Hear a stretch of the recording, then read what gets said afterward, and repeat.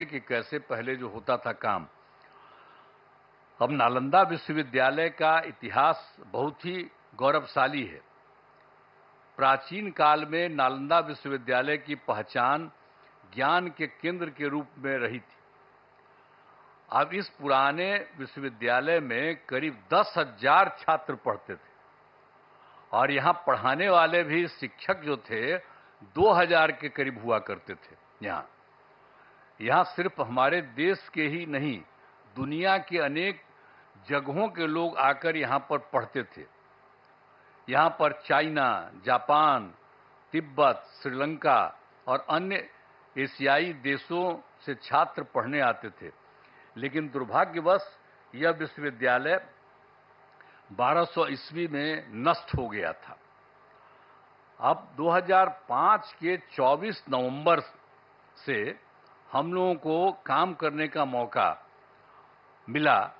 तब से बिहार के विकास का काम हम लोगों ने शुरू किया। ये काम हम लोगों को उसी समय शुरू हुआ था। अब उसी बीच मार्च 2006 में तब तत्कालीन राष्ट्रपति श्री APJ अब्दुल कलाम बिहार आए थे और उन्होंने बिहार विधानमंडल में अपने संबोधन में नालंदा विश्वविद्यालय को फिर से स्थापित करने की बात वहां पर कही थी। ये पहली बार वही व्यक्ति थे, वो आकर के देख लिए थे और जब वहां पर आए थे हम लोगों के यहाँ उस समय थे, और बाद में तो खैर वो रिटायर कर गए थे, लेकिन जब आए थे 6 में तो उन्होंने हम लोगों के विधान मंडल में, विधानसभा, विधान परिषद सब में उन्होंने एड्रेस किया था और उसमें ही उन्होंने ये बात कही थी कि नालंदा विश्वविद्यालय को फिर से स्थापित किया जाना चाहिए। तब से हम लोगों ने नालंदा अंतर्राष्ट्रीय यूनिवर्सिटी स्थापित करने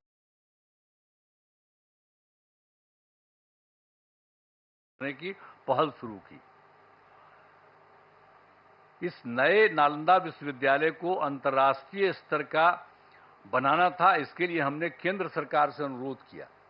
उस समय के केंद्र सरकार था, उसको भी हम लोगों ने अनुरोध किया, इन्होंने कह दिया था, तो वो तो कुछ जल्दी सुन नहीं रहे थे, उनमें देरी की जा रही थी। तो राज्य सरकार ने, हम लोगों ने नालंदा विश्वविद्यालय को फिर से स्थापित करने के लिए नया कानून वगैरह बना दिया और साथ ही नालंदा विश्वविद्यालय के लिए स्थान का चयन करके 455 एकड़ भूमि का अधिग्रहण कर लिया गया था। इसके बाद वर्ष 2008 में, अब जो राष्ट्रपति पहले कहे थे वो तो रिटायर कर गए थे, तो पूर्व राष्ट्रपति डॉक्टर APJ अब्दुल कलाम प्रथम विजिटर के रूप में नए नालंदा विश्वविद्यालय के लिए चयनित स्थल पर आए थे। जब यहाँ काम शुरू किया जा रहा था तो वो भी फिर देखने आए थे 2008 में। तो इन सब चीज़ों को बता देना जरूरी है ताकि सब लोग जान लीजिए, पुरानी बातों को भी जान लीजिए, कैसे बना, किस तरह से बना, ये सब भी। और फिर 2010 में वर्ष में हमारे अनुरोध पर नालंदा अंतर्राष्ट्रीय विश्वविद्यालय की स्थापना हेतु लोकसभा में बिल पारित किया गया।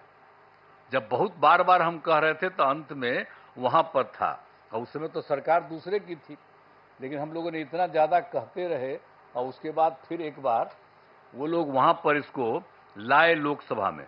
फिर राज्य सरकार पारित किया था कि इसको हम कराएंगे।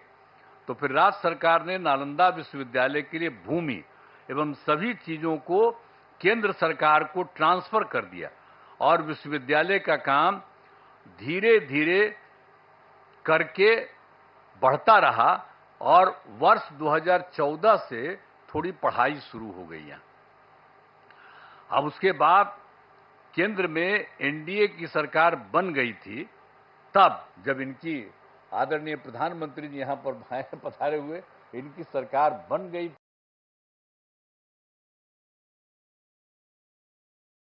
थी और उसके बाद सही मायने में और काम शुरू इनकी सरकार ने करवाया। 2016 में इस नए विश्वविद्यालय के भवनों का तत्कालीन राष्ट्रपति प्रणब मुखर्जी जी, इनकी सरकार थी, उसमें प्रणब मुखर्जी जी राष्ट्रपति थे, तो वो आ गए थे, वहीं के ऑर्डर के बाद वो आ गए। प्रणब बाबू ने शिलान्यास किया, यहां आकर के उसको 2016 में शिलान्यास किए कि ये सब काम को ठीक से और बनना चाहिए, सब करके गए।